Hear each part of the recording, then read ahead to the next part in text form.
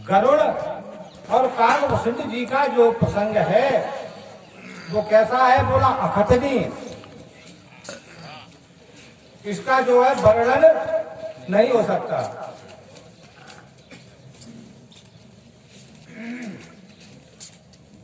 देखो ना लगा हुआ है इसमें, बारह न तो बना ही न। अगर ना को इधर कर दोगे तो क्या हो जाएगा? बारह न तो बना ही न, यानी वर्णन नहीं किया जा सकता। और उस ना को अगर उधर ले जाओगे तो वर्ण तो बनाए न जाए बखानी। समुझत बनाए, समुझत है, समझत बनाए न जाए बखानी। अब ना कहाँ लगाना है अपन को बताओ? समुझत यहीं लगा में तो समुझत समझ में आती है ये कथा। और ना को समझते के संग में लगा देते हैं तो क्या समुझत बना ये न, तो समझ में नहीं आती। तो वैसे तो ये बात है, बाबा जी ने तो यही कहा है कि अखतनी विषय है। यह जो विषय है इसका वर्णन नहीं किया जा सकता। फिर जो श्रोता है, जिज्ञासु है, वो कोड वर्ड में ही समझ आते हैं। जैसे एमपी तो समझ गए मध्य प्रदेश, जेके जम्मू कश्मीर, ये कोड वर्ड है। तो जो जिज्ञासु, जितना जिज्ञासु होगा, हमने मंत्र बोला और उसके अंतःकरण में भाव उत्पन्न तुरंत हो जाते हैं। मंत्र को उठाया और जिज्ञासु जो श्रोता है उन्होंने अपने भाव बनाने अंतःकरण, हम भले ही भूल जाएं, वो अपना मंत्र के द्वारा जो है उसे स्पष्ट कर लेगा, सुधार लेगा। क्यों भक्ता कोई बुद्ध हो रही है कि सही ही कह रहा हो? ऐसा भी है कि आपके साथ भाव से हम गलत जा रहे हो? ये मंत्र है, कोड वर्ड है। रामायण की चौपाई जो है कोड वर्ड है। जिसने जैसे इसका उपयोग किया कर पाया। अब एमपी से मेंबर और पार्टी, अब वो सांसद के भी लिए आता है कि नहीं? अब कोई कहेगा एमपी माने मध्य प्रदेश कैसे? मेंबर ऑफ पार्लियामेंट है, ये भी तो है, और वर्ड एक भी है। तो जैसे जिज्ञासुओं के जैसे भाव हैं, उसने उसी प्रकार से समझा और उसी प्रकार से उसने जो है कहा। तो बाबा जी कह रहे कि समुझत बनाए न जाए बखानी। ऐसा है। एक और चौपाई ईश्वर अंश जीव अविनाशी, वहां चल रहे थे, इस चौपाई पे चल रहे कि ईश्वर अंश जीव अविनाशी। श्रीमद् भगवत गीता ने कहा, शस्त्राणी जी मैंने बता दिया आपको। दूसरा एक और श्लोक है जो शोक पत्र में लिखा जाता है। प्रत्येक शोक पत्र में ऊपर आप बाँचोगे तो यही लिख के आता है जो मंत्र में बताने जा रहा हूं आपको। और शायद है उसको एक आध ही आदमी को याद होगा, वैसे होगा, मैं ये नहीं कहता। उसमें तो बस केवल मालपुआ दिखाई देते हैं चिट्ठी में। तो जो मार्के का भाव है वो लिखा है वहां, प्रेस वालों ने भी लिख के रखा है। आप जाओगे भाई बाबा मर गए, उस श्लोक को वो अवश्य लिखेगा, क्यों वो सार है, हम नहीं समझते। चिट्ठी आई है हैगा नौता बस इसी में रहती है।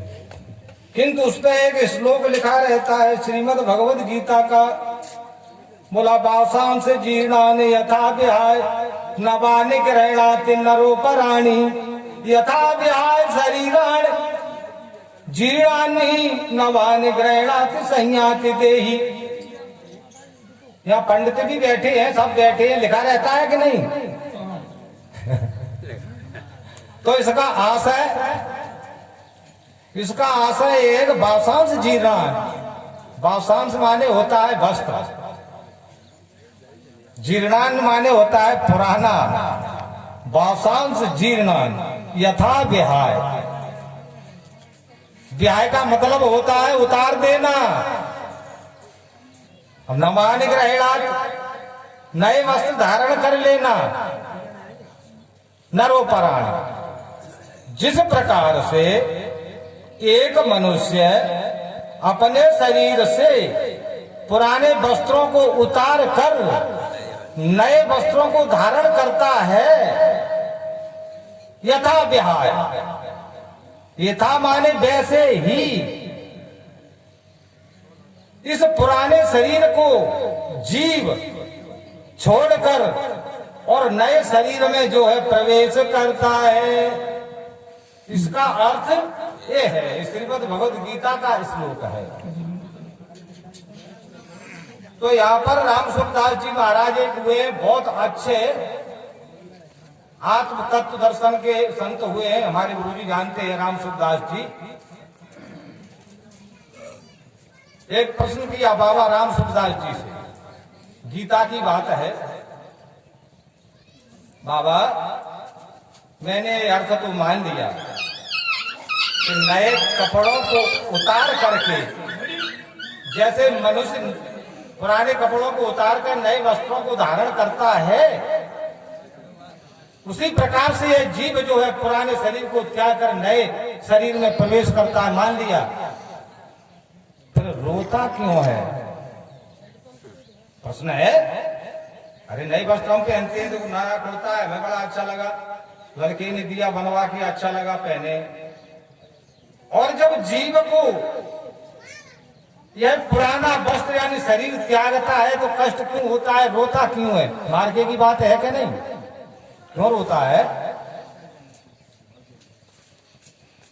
तो उदाहरण दिया, साधारण तौर पर समझे, मैं समझाने का प्रयास करूंगा।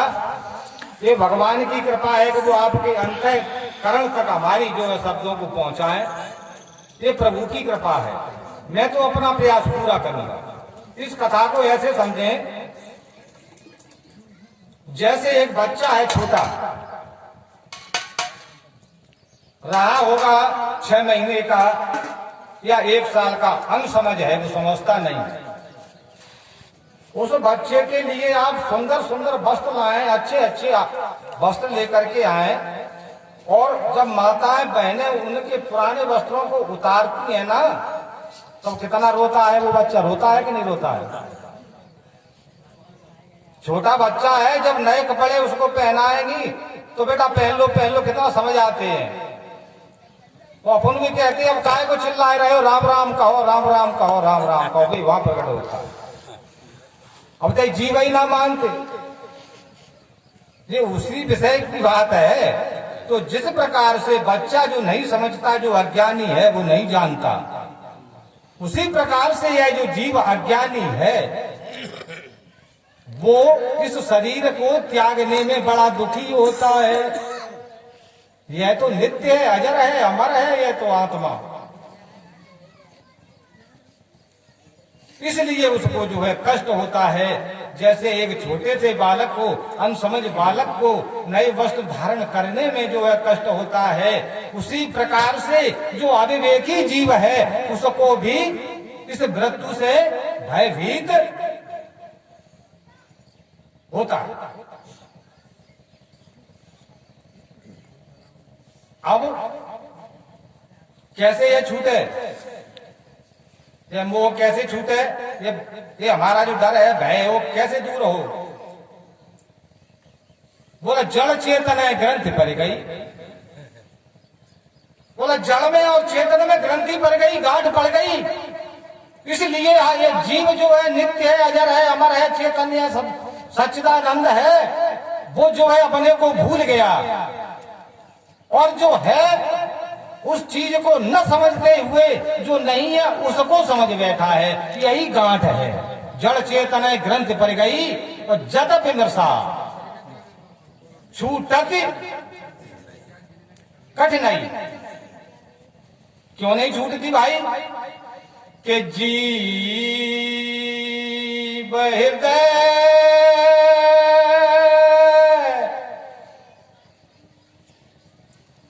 बोला जीव हृदय तम मोह विशेषी और छूटी ग्रंथि की में पराए न देखी।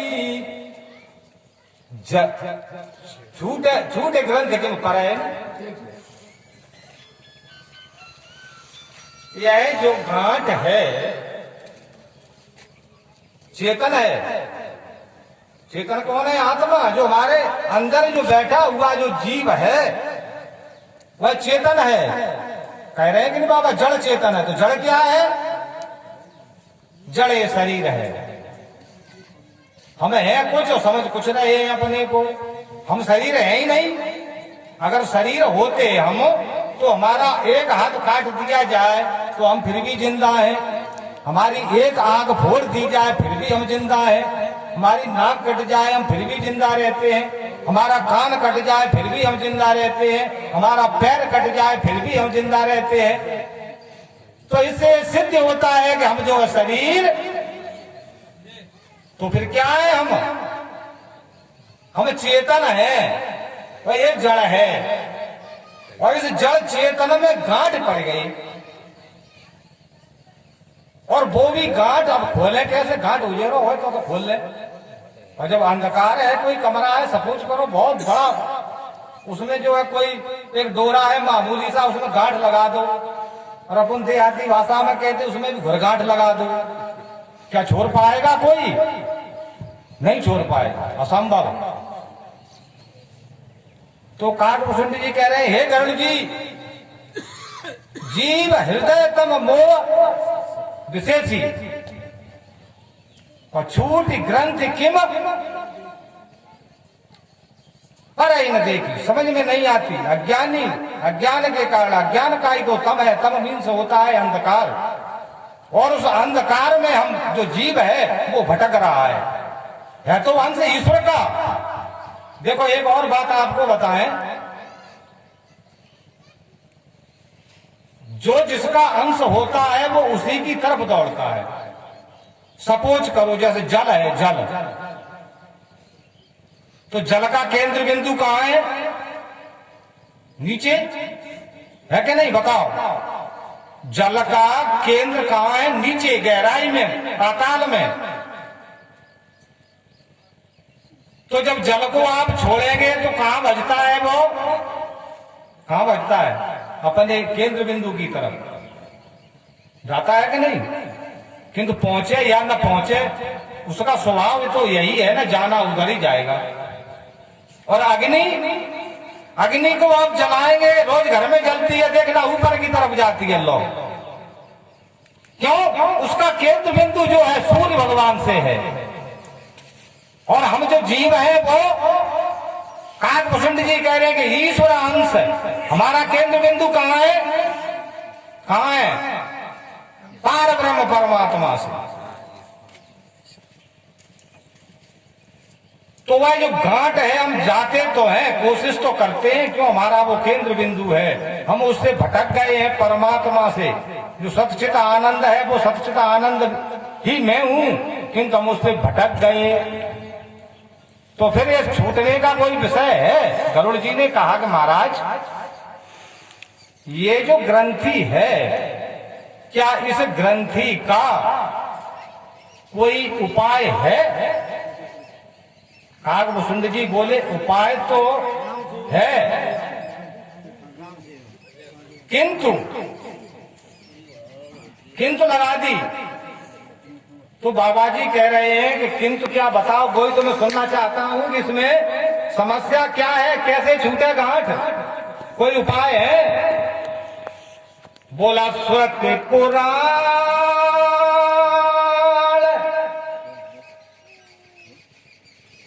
श्रुति पुराण बहु कहे उपाई, और छूट न ग्रंथि अधिक अरोजाई। श्रुति पुराण बहु कहे उपाई, और छूट न अधिक अरोजाई। काकभूषण जी कह रहे हैं, हे गरुड़ जी, बहुत उपाय बताए। बोला किसने बताया? बोला श्रुति, वेदों ने बताए, बोला पुराणों ने बताए, और बहुमाने होता है नाना प्रकार से बताए। किंतु इस ग्रंथि को जब जीव छोड़ने की कोशिश करता है तो बाबा जी कह रहे हैं और ज्यादा उलझ जाती है।